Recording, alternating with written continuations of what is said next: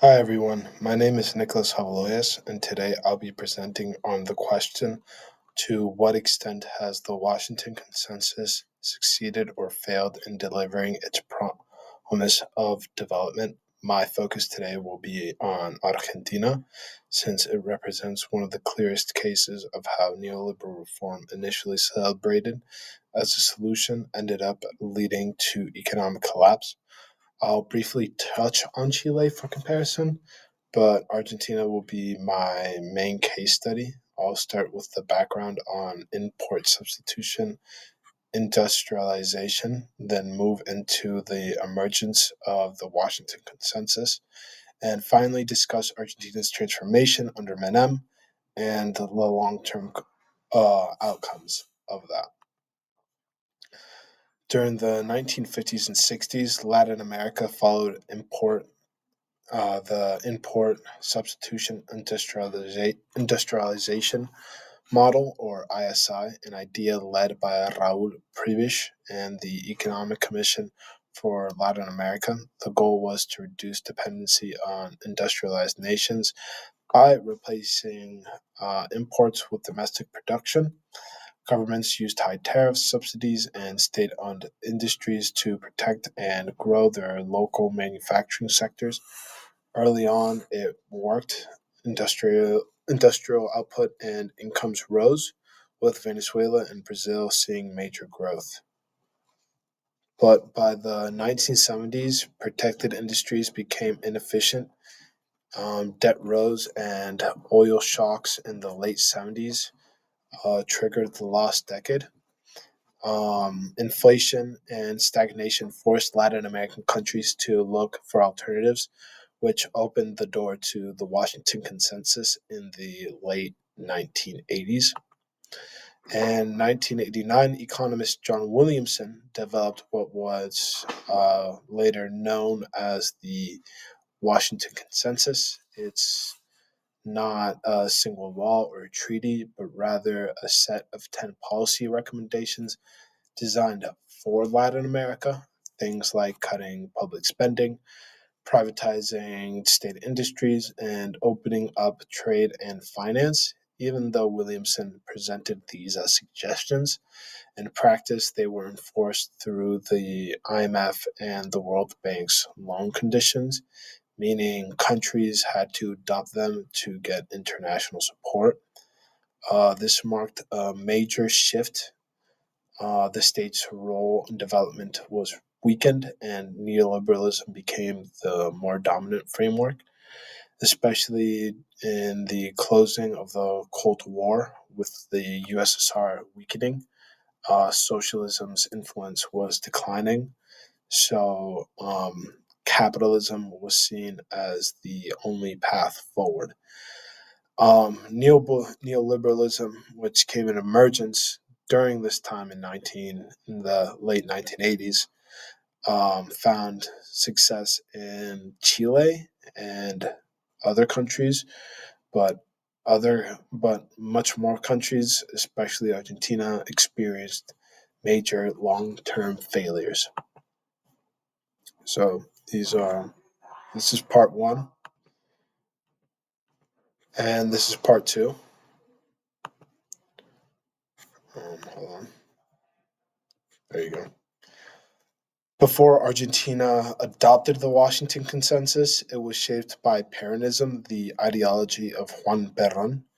Perón's model emphasized state intervention, nationalization, and wealth redistribution to promote social justice.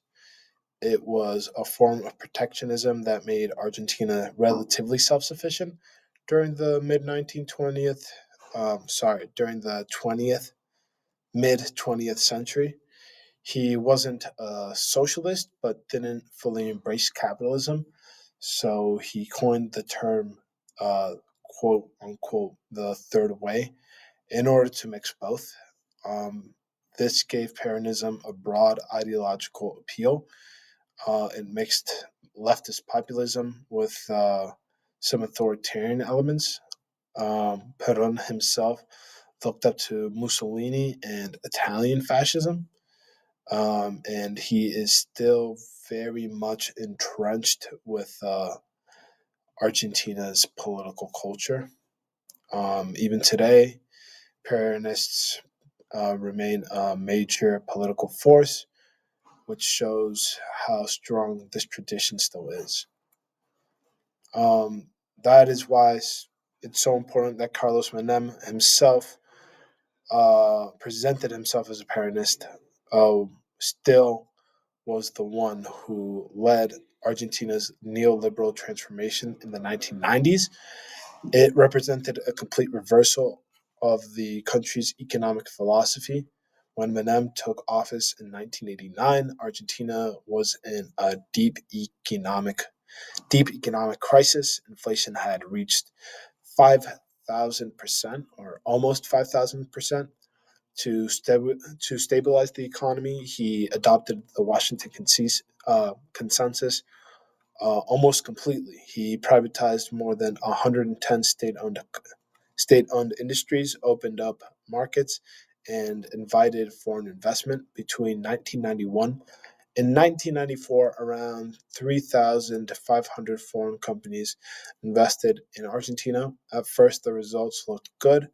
Inflation dropped, GDP rose, and Argentina seemed to be modernizing. But these reforms also came with social costs. Unemployment doubled from 7% to 14%.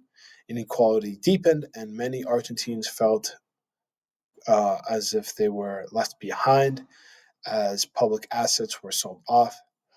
So even though it looked like a success on paper, the foundations were weak. It relied heavily on foreign capital and short-term stability.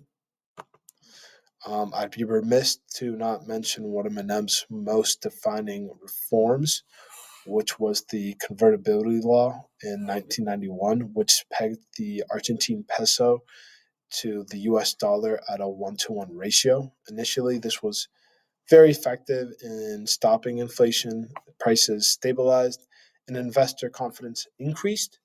But over time, it made Argentina's exports too expensive and uncompetitive.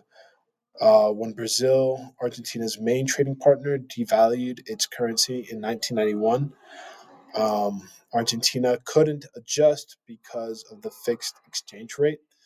Exports fell, debt payments skyrocketed, and by 2001, the country's economy completely collapsed.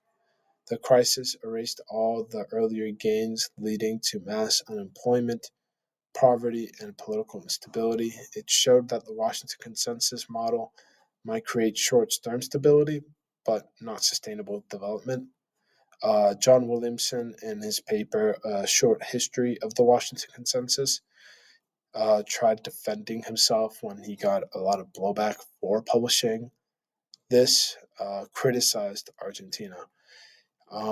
He argued that the fixed exchange rate made the Argentinian economy chronically overvalued. Um, and when the economy was up and coming and was doing really well, Menem didn't seize the opportunity of economic growth in order to work on its debt to GDP ratio. For a brief comparison, I want to look at Chile. Chile's transition began after the overthrow of Allende's socialist government in 1973. Under Pinochet, the Chicago Boys implemented radical reforms, including privatization, deregulation, and a reduction in public sector size. They also reorganized health education and social security systems to promote private provision and efficiency. The short term effects were severe. GDP fell by 28% in 1975, and unemployment exceeded 20%. Over the medium term, however, inflation stabilized, foreign investment grew, and the economy became more competitive. Chile's experience became a global reference point for neoliberalism and influenced the design of the Washington Consensus in the 1980s and 90s. So, to summarize, the Washington Consensus produced short term gains, such as stabilizing inflation, attracting investment. But in the long term, Argentina experienced rising inequality, unemployment, and a deep debt crisis, showing that the reforms were not sustainable. These are my works cited right here.